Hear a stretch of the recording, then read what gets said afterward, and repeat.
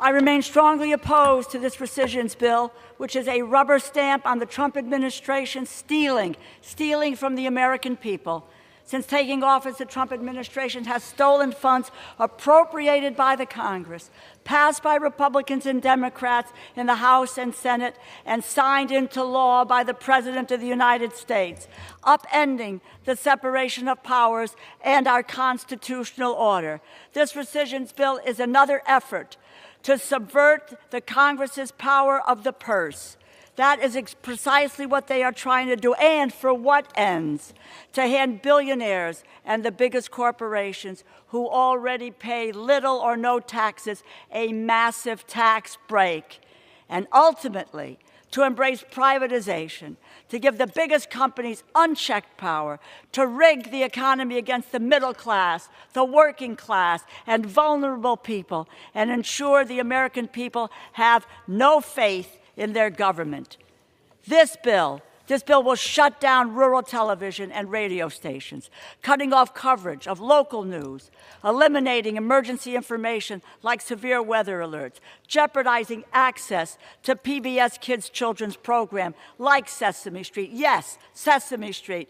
This bill rips life-saving support away from hungry, displaced, and sick people in developing countries and conflict zones, and will end programs that prevent conflict and pandemics.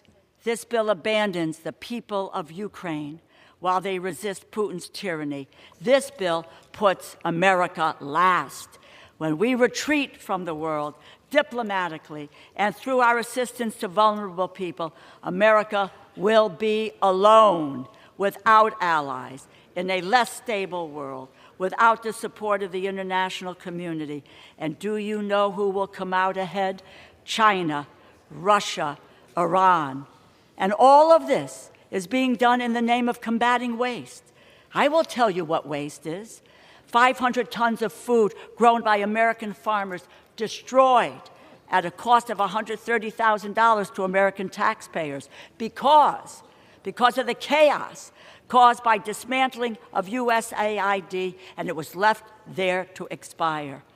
This is a bill to help Republicans claim that they are practicing fiscal responsibility while concealing that what they are doing is ripping health insurance away from at least 17 million Americans in order to make billionaires even more rich. And they increase the debt by $4 trillion. How dare they talk about the deficit when they have just increased it? They are not addressing the cost of living in this country, the single biggest issue. They are making it worse. This bill codifies the right of the Trump administration to steal from vulnerable American time has expired. communities. I yield the gentlelady 30 seconds. And Additional 30 seconds. Vulnerable American communities, children and the global poor, for the sake of handing even more money to billionaires. Congress needs to reassert its role, fight for the middle class, working class, the vulnerable, not to protect the interests of billionaires and big corporations. I strongly oppose this bill. It forfeits our global leadership, undermines our national security, steals from the American people. I urge my colleagues to vote no and yield back. Gentlelady yields back. Gentleman from Massachusetts.